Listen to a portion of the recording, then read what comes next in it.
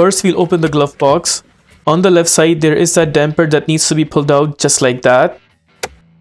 Now we need to pull out the edge of the glove box because there is a pointer holding onto it.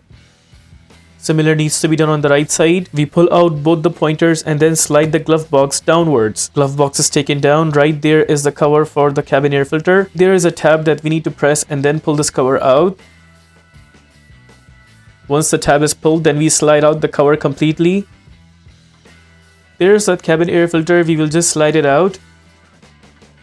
In my case, the filter is good, so it has some 1000 more kilometers left on it, so I will be installing it back. Suppose you have a new filter and you want to install it back, just make sure the arrow sign is at the front and it's pointing towards downwards. All you have to do is just slide in the new filter back to where we got the old one from. Once the filter is installed and it's completely in, then we will go ahead and punch in this cover right there. Notice the cover has a tab on the left side that needs to be slided in. Showing you a close-up shot, it has to be slided in just like that. Once the left tab is completely in, then we will close the cover like a door until we hear a clicking sound.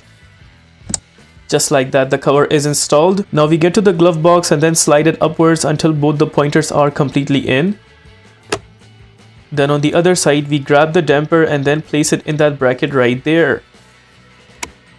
We close the glove box, and with that we are done with the replacement of the cabin air filter. If this video helps you in any way, please consider liking this video and subscribing to our channel.